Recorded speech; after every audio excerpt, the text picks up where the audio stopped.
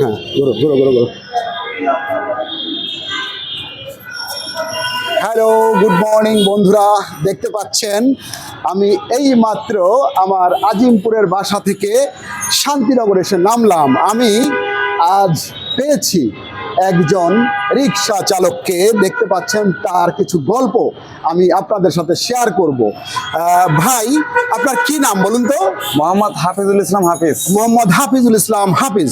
দেখতে পাচ্ছেন হাফিজ, একটু এই পাশে আসুন, এই পাশে, হ্যাঁ এখানে দাঁড়ান। দেখুন বন্ধুরা, এই দেখুন, এই যে অটো ভ্যান চালক, অটো রিক্সা চালক যে হাফিজুর রহমান হাফিজ সাহেব আছেন এখানে দাঁড়িয়ে। দেখুন কি চমৎকার লাল টুকটুকে একটি শার্ট এবং একটি জিন্সের প্যান্ট পরিহিত যে আমার এই যে রিক্সা চালক ভাই, তাকে দেখা যাচ্ছে। তার জীবনের কিছু কথা আমি বলার জন্যে আসলে মূলত এই ভিডিওটি করছি। সেটি হচ্ছে, আমি যখন আজিমপুরের বাসা থেকে ওনাকে ঠিক করলাম যে আমি শান্তিনগর যাব, তাকে আমি 3 বার জিজ্ঞেস করেছি যে ভাই আপনি কত ভাড়া নেবেন। উনি বলেছেন যে মামা আপনি কোনো টেনশন করবেন না। আমি বলি ভাই কত ভাড়া? উনি বলেন যে মামা কোনো টেনশন করেন না, ভাড়া আপনি যা দেন তাই নিব। তো আমি মনে মনে ভাবলাম যে ওকে নিয়ে আমি একটা ভিডিও করব, ঠিক সেই উদ্দেশ্যে মূলত ভিডিওটি করা। আচ্ছা, আপনি তো, আপনার বাড়ি কোথায় বলুন তো? আমার গ্রামের বাড়ি পিরিজপুর জেলা নাজিরপুর থানা। নাজিরপুর থানা? জি। তার মানে আপনি গ্রেটার বরিশালের মানুষ? জি জি, ঠিক আছে। বরিশালের। আচ্ছা, এখন আমাকে বলুন যে আপনি যে রিক্সা চালান, অটো রিক্সা, জি। এই রিক্সা চালিয়ে আপনার প্রতিদিন কত টাকা ইনকাম হয়? আমি সারাদিন গাড়ি চালাই, মনে করেন সকালে 8-9টার দিকে বেরোই, 1:30-2টার দিকে বন্ধ করে দিই, মোটামুটি 8-9 হাজার টাকা হয়। আবার বিকেলে মনে করেন 5টার দিকে বেরোই, আচ্ছা। রাত্রে 10টার দিকে বন্ধ করে 8-9 হয়। মোটামুটি গাড়ি ভাড়া দিয়ে খাওয়া খরচা বাদে আমার 1000-1200 টাকা প্রতিদিন থেকে।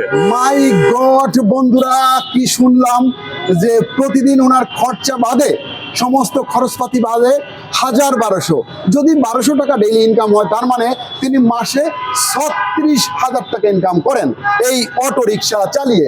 আপনার লেখাপড়ার যোগ্যতা কতদূর ভাই? আমি লেখাপড়ার যোগ্যতা খুবই কম, আমি ক্লাস 5 তেমন পড়ছি, লেখাপড়া করি নাই, এই কারণে আমি রিক্সা চালাচ্ছি। দেখুন বন্ধুরা, শুনলেন যে ওনার 5ম শ্রেণী পাস, ওনার ডিগ্রি আছে, লেখাপড়া তেমন একটা করেননি, মাসিক ইনকাম হচ্ছে 36,000 টাকা।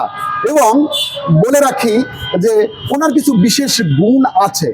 এত টাকা কিভাবে ইনকাম হয় একজন রিক্সা চালক? তার এই রাজধানী ঢাকা শহরে 35 থেকে 36,000 টাকা ইনকাম। সেটির একটি কারণ যে অত্যন্ত বুদ্ধিমান একজন রিক্সা চালক।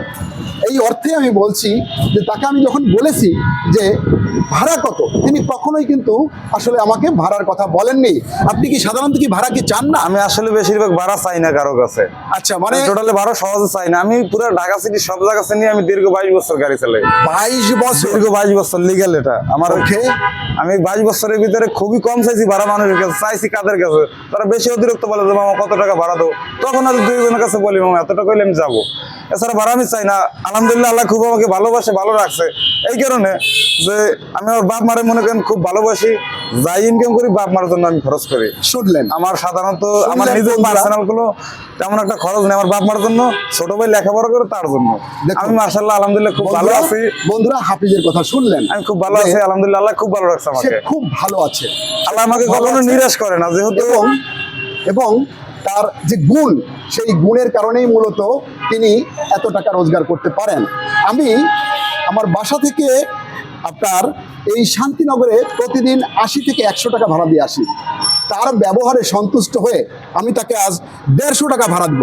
আমি আপনাকে 150 টাকা ভাড়া দিচ্ছি। আপনি কি খুশি এই ভাড়া পেয়ে? ঠিক আছে। আপনি আমাকে বলবেন আপনি ম্যারিড না আনম্যারিড? আমি আনম্যারিড।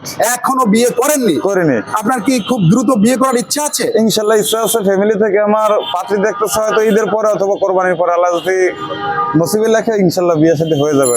বন্ধুরা শুনলেন, মিস্টার হাফিজ এখনো বিয়ে করেননি। যারা বিবাহের জন্য পাত্র খুঁজছেন এবং বরিশাইয়া পোলা যারা খুঁজছেন, তারা খোঁজ করতে পারেন এই হাফিজের। কারণ হচ্ছে হাফিজ অত্যন্ত মেধা সম্পন্ন এবং খুব চমৎকার বুদ্ধি সম্পন্ন একটি ছেলে। আমরা হাফিজের উত্তর সাফল্য কামনা করি। Thank you so much. Thank you Hafiz. Okay, ধন্যবাদ। Bye by.